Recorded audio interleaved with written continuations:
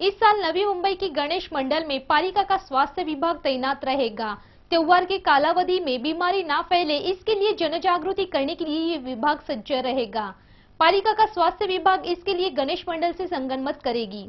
इस साल नवी मुंबई के गणेश मंडल में पालिका का स्वास्थ्य विभाग तैनात रहेगा। त्योहार के कालावधि में बीमारी ना फैले, इसके लिए जन जागृति करने के लिए ये विभाग तैनात रहेगा। पालिका का स्वास्थ्य विभाग इसके लिए गणेश मंडल से संगनमत करेगी। फिलहाल शहर में स्वाइन फ्लू की बीमारी फैल गई है। अगस्त के पहले हफ्ते में 120 स्वाइन फ्लू के मरीज दर्ज किए गए थे, तो सितंबर के पहले हफ्ते तक मरीजों की संख्या में वृद्धि होकर 146 तक पहुंच गई है। तो डेंगू के मरीजों की संख्या भी 39 से 68 पर पहुंची है। मलेरिया के मरीजों में भी वृद्धि हुई है। ये संख्या 160 से 203 पर आई है। इसलिए प्रात्यक्षिक द्वारा इन बीमारी के उपाय योजना के बारे में जन जागृति की जाएगी। Bureau report MVTV।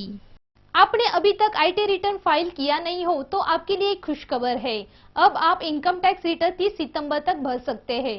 आपने अभी तक IT रिटर्न फाइल किया नहीं हो तो आपके लिए एक खुशखबर है। अब आप इनकम टैक्स रिटर्न 30 सितंबर तक भर सकते हैं। जिन्होंने सितंबर को अपना रिटर्न फाइल किया नहीं, उन्हें इस नए तारीख ने दिलासा दिया है। 2015-16 का रिटर्न 30 सितंबर तक भरने का मौका है। अनेक कंपनियों का व्यावसायिक अकाउंट ऑडिट होना बाकी है, उन्हें अपना ऑडिट रिपोर्ट भरने को मिल सकता है।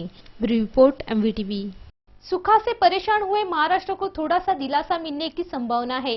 अगले 4 दिन में जोरदार बारिश होने का अनुमान हवामान विभाग ने दर्शाया है।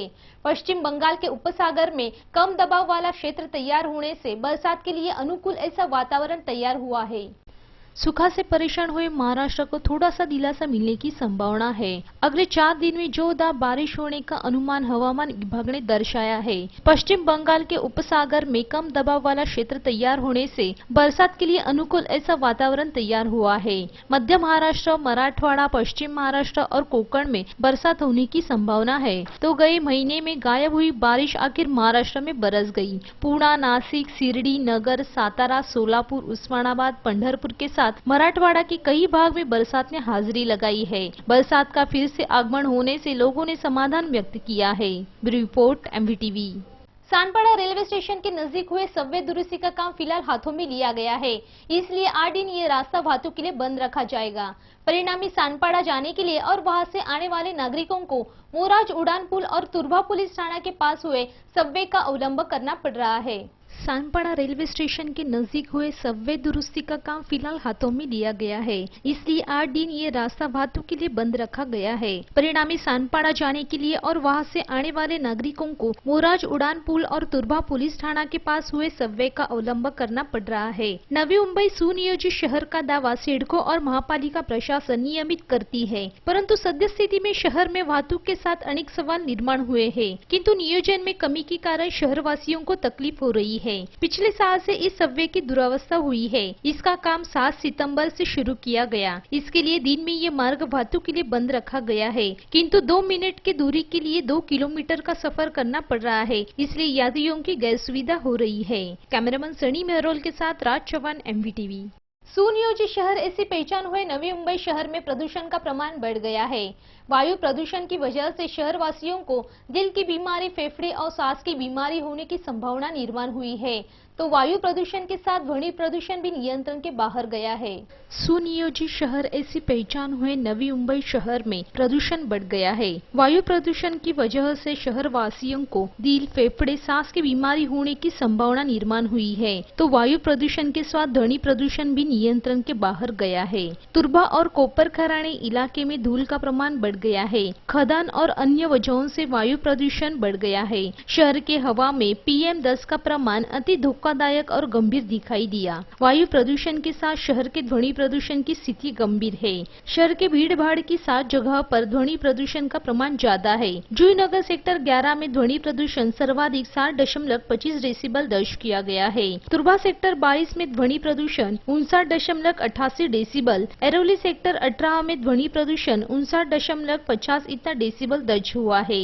CBD का कुछ इलाका छोड़कर शांतता क्षेत्र में गड़बड़ी शुरू है। ध्वनि प्रदूषण की वजह से बहरापन, निद्रानाश और चिड़चिड़ापना होने का प्रमाण बढ़ गया है। शहर की दृष्टि से ये गंभीर बात कहनी पड़ेगी। Bureau report MVTV।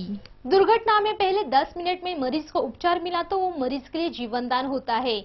ये ध्यान में लेकर स्वास्थ्य विभाग ने मोटर बाइक एम्बुलेंस सेवा शुरू करने का निर्णय लिया है। प्रायोगिक तौर पर ये उपक्रम मुंबई में 10 जगह शुरू किया जाएगा।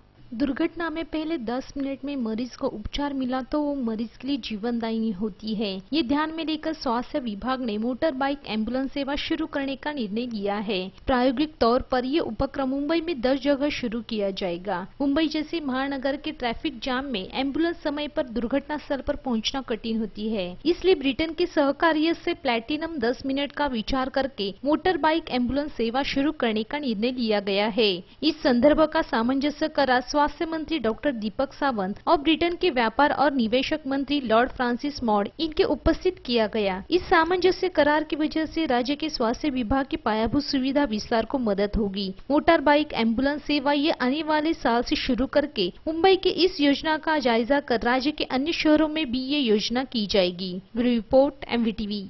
नवी मुंबई के प्रस्तावित इंटरनेशनल एयरपोर्ट के प्रकल्पग्रस्तों के लिए सिडको ने 22.5% योजना अंतर्गत भूखंड वितरण करके इस भूखंड की प्रकल्पग्रस्तों को घर बैठे जानकारी उपलब्ध हो, इसके लिए Navi Mumbai international airport system ये मोबाइल ऐप तैयार किया है। सिडको ने इस प्रकार का पहला प्रयोग किया है। नवी मुंबई के प्रस्तावित इंटरनेशनल एयरपोर्ट के प्रकल्पग्रस्तों के लिए सिडको ने 22.5% योजना अंतर्गत भूखंड वितरण करके इस भूखंड की प्रकल्पग्रस्तों को घर बैठे जानकारी उपलब्ध हो, इसके लिए Navi Mumbai international airport system ये मोबाइल ऐप तैयार किया है। सिडको ने इस प्रकल्प का पहला प्रयोग किया है। इस ऐप द्वारा प्रकल्पग्रस्तों को उनके भूखंड की पूरी जानकारी उपलब्ध होगी। सिडको के इस महत्वाकांक्षी प्रकल्प में अड़चन निर्माण होने वाले 10 गाँव के प्रकल्पग्रस्तों के लिए सिडको ने देश का सर्वोत्तम पैकेज दिया है। इस पैकेज द्वारा प्रकल्पग्रस्तों को 22.5% योजना अंतर्गत भूखंड वितरण करके 743 भूखंड की लॉटरी निकाली गई है। इन सभी भूखंड की जानकारी इस ऐप में होगी और इसका इस्तेमाल करने वालों को प्रथम अपना नाम दर्ज करना पड़ेगा। इस ऐप में 2 पर्याय रखे गए हैं, जमीन संपादित किए प्रकल्पग्रस्तों की अलग और स्थलांतरित होने वाले प्रकल्पग्रस्तों की जानकारी, ऐसे पर्याय रखे गए हैं। Bureau report MVTV। MVTV news channel की खबरें आप YouTube पर भी देख सकते हैं। उसके लिए लिंक है media.mvtv। संपर्क के लिए हमारा दूरध्वनि क्रमांक है 27571924। आपकी प्रतिक्रिया हमें भेजनी है तो हमारा ईमेल आईडी है mvtvnews@gmail.com। आज के समाचार में इतना ही, फिर मिलते अगले समाचार में, तब तक के लिए नमस्कार।